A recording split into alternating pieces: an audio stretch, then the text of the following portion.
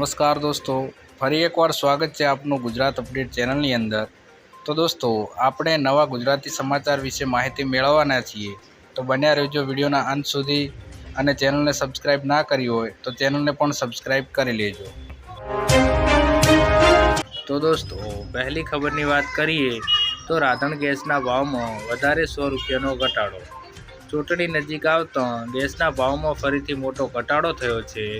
વડાપ્રધાન શ્રી નરેન્દ્ર મોદી દ્વારા આ ઘટાડાની માહિતી આપવામાં આવી હતી, જે મુજબ ગેસના ભાવમાં વધારે 100 રૂપિયાનો ઘટાડો કરવામાં આવ્યો છે। આની પહેલાં પણ ગેસના ભાવમાં 200 રૂપિયાનો ઘટાડો કરવામાં આવ્યો હતો। એલપીજીમાં છેલ્લા 6 મહિનામાં 300 રૂપિયાથી પણ વધારે ભાવનો ઘટાડો નોંધાયો છે। ગેસનો ભાવ ઘટીને હવે 810 રૂપિયા કરી દેવામાં આવ્યો છે। તો દોસ્તો, આગળની ખબરની વાત કરીએ તો મોંઘવારીમાં ફરી એકવાર વધારો। સિંગ તેલમાં 3 દિવસમાં ડબ્બે 40નો વધારો। 3 દિવસમાં કપાસિયા તેલના ડબ્બે 3.60નો વધારો। આજે સિંગ તેલના ડબ્બામાં 20 રૂપિયાનો વધારો। કપાસિયા તેલના ડબ્બે 10નો વધારો। સિંગ તેલના ડબ્બાનો ભાવ 2680 થી 2720 પર પહોંચ્યો। કપાસિયા તેલના ડબ્બાનો ભાવ 1700 થી 1760 રૂપિયા થયો છે। તો દોસ્તો, આગળની ખબરની વાત કરીએ તો ગુજરાતમાં ભૂકંપના આંચકા। કચ્છમાં ફરી ધરાધ્રુજી ઉઠી છે। જિલ્લાના ભચાઉ નજીક ભૂકંપનો આંચકો અનુભવાયો છે, જેની તીવ્રતા રિક્ટર સ્કેલ પર 2.9 નોંધાઈ છે। આંચકાનું કેન્દ્ર બિંદુ ભચાઉથી 14 કિલોમીટરના દૂર નેર ગામ નજીક નોંધાયું હતું। વાગડ ફોલ્ટ લાઇન પર એક અઠવાડિયામાં બીજી વાર ભૂકંપનો આંચકો નોંધાયો છે। આ સામાન્ય આંચકામાં જાનહાનિ અથવા નુકસાનીના કોઈ સમાચાર મળ્યા નથી। જોકે વારંવાર આવતા ભૂકંપના આંચકાને કારણે લોકોમાં ડરનો માહોલ જોવા મળ્યો છે।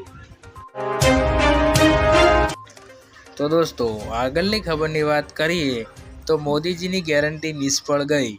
લોકસભાની ચૂંટણીના પ્રચારમાં મોદી સરકાર કી ગેરંટીની જાહેરાત જોવા મળે છે। જોકે ખેડૂતો અને મહેનતુ લોકો આપવામાં આવેલા વચનો અધૂરા જોવા મળ્યા છે।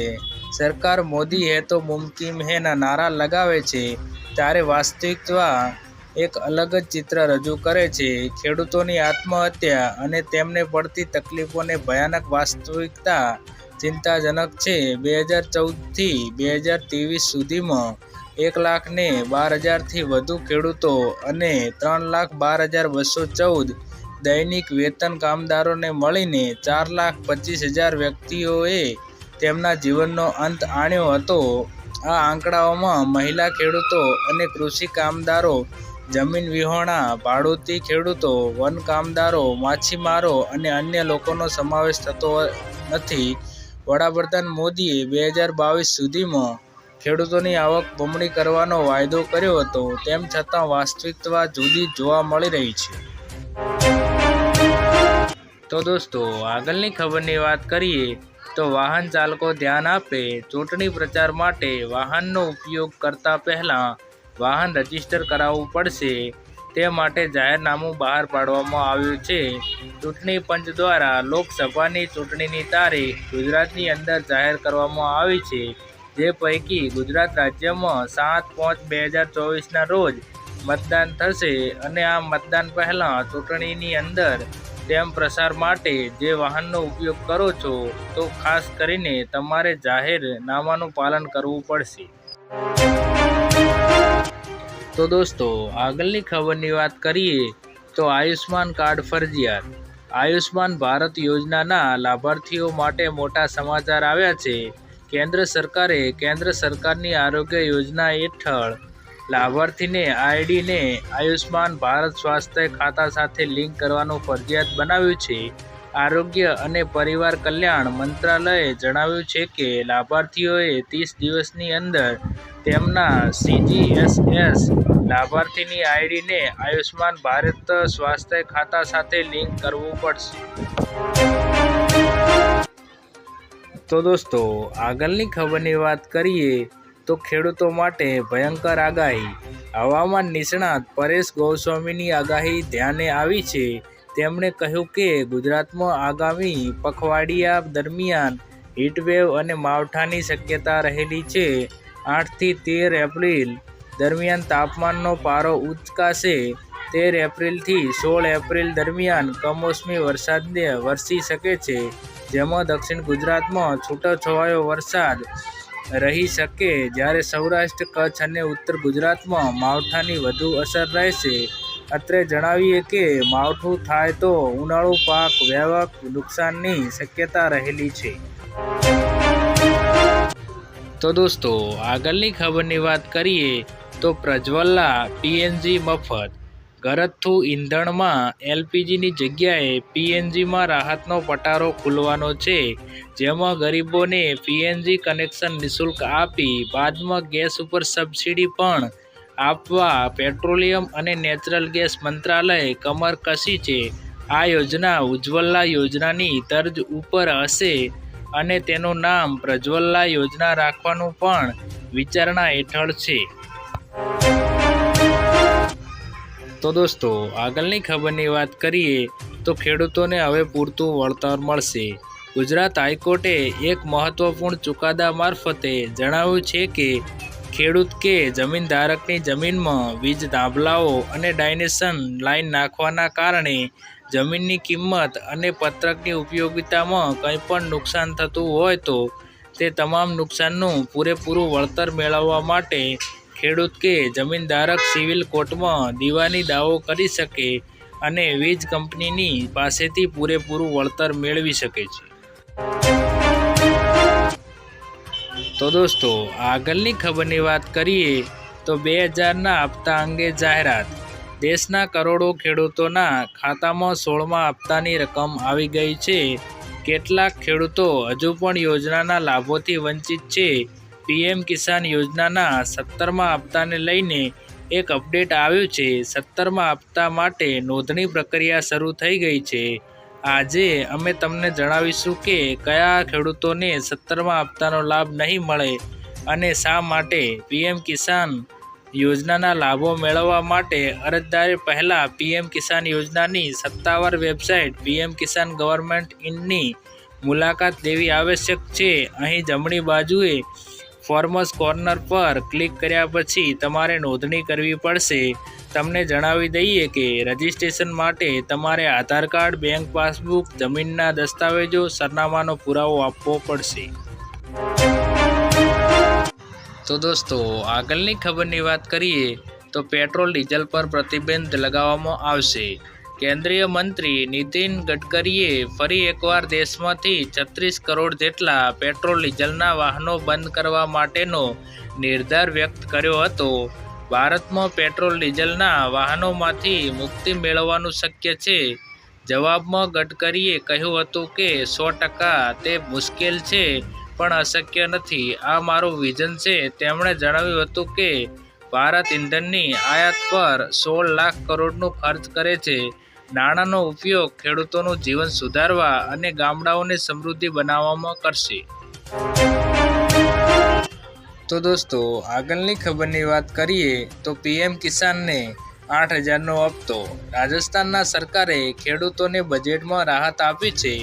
ભજનલાલ સરકારે બજેટમાં જાહેરાત કરી છે કે પ્રધાનમંત્રી કિસાન સન્માન નિધિ યોજના હેઠળ હવે 6,000 રૂપિયાને બદલે 8,000 રૂપિયા વાર્ષિક આપવામાં આવશે.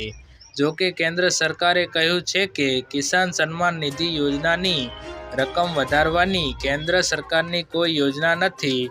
રાજ્ય સરકાર વધારાના 2,000 ભોગવે તેવી શક્યતા છે. ગુજરાતમાં પણ આવી જાહેરાત થવી જોઈએ કે નહીં.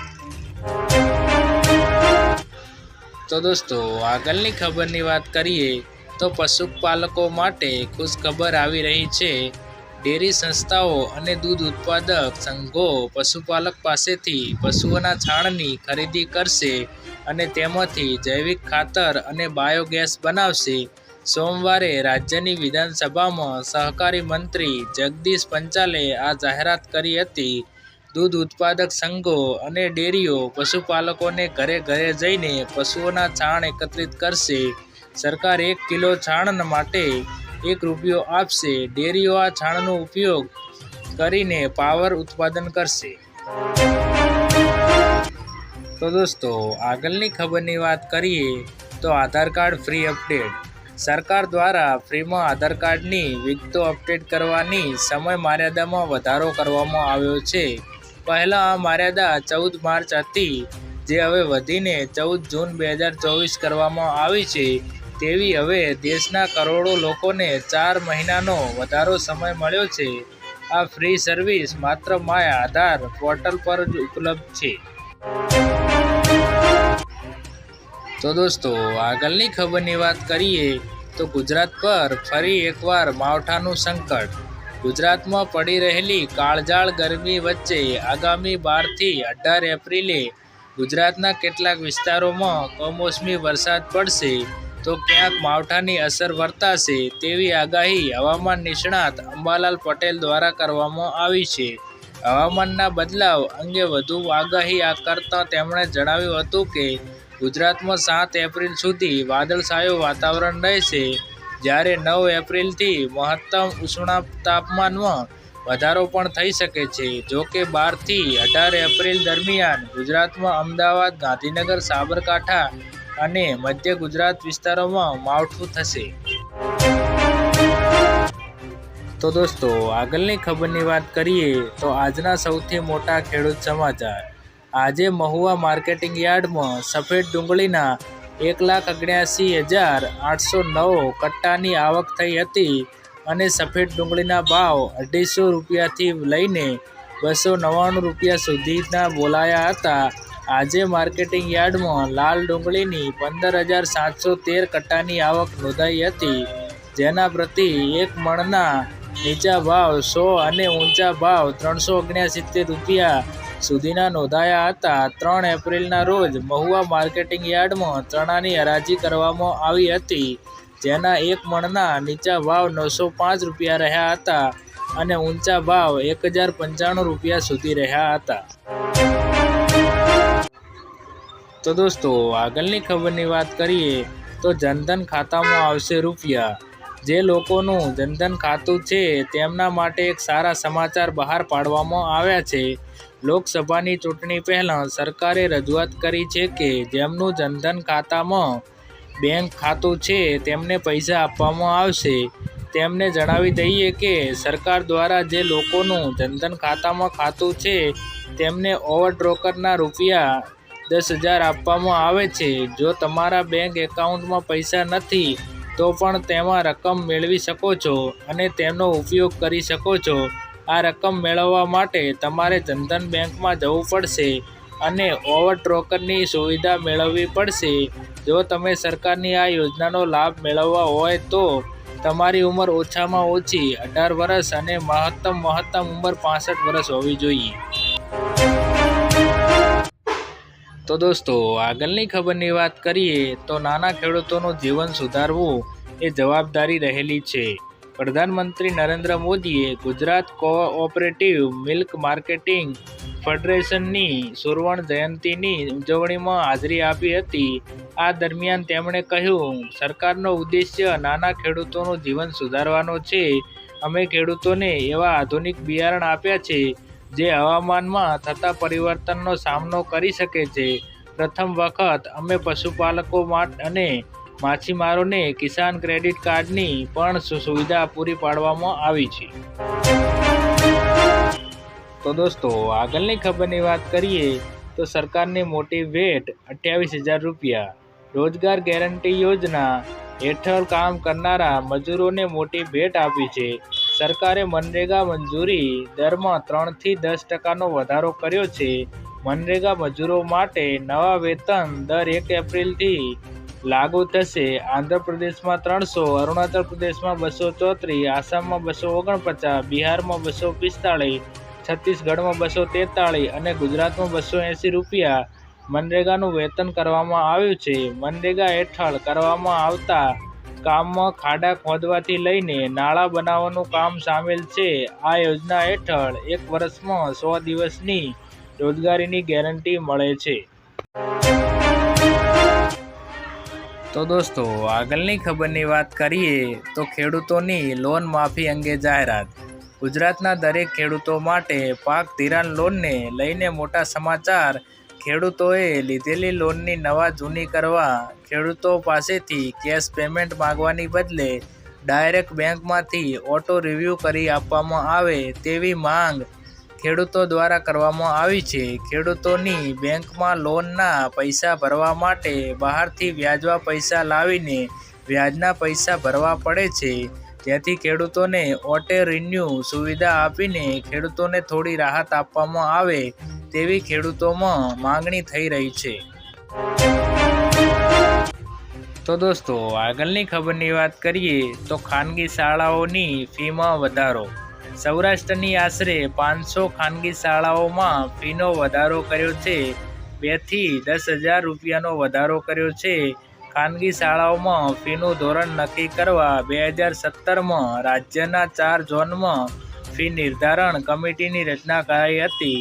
કમિટીમાં પૂરતા સભ્યોની નિમણૂક થઈ નથી. આમ ખાનગી શાળાઓમાં ફી નિર્ધારિત થઈ શકી નથી. સૌરાષ્ટ્ર ઝોન માટે બનેલી કમિટીમાં 5માંથી માત્ર 2 જ સભ્યો હાલ રહ્યા છે. ફી વધારાના કારણે વાલીઓના બજેટમાં પણ અસર પડશે. તો દોસ્તો આજના વિડીયોમાં આટલું જ. જો વિડીયો પસંદ આવ્યો હોય તો વિડીયોને લાઈક કરજો અને આવા ગુજરાતી ખેડૂત સમાચાર વિશે માહિતી મેળવવા આપણી આ ચેનલ ગુજરાત અપડેટને સબસ્ક્રાઈબ કરી લેજો.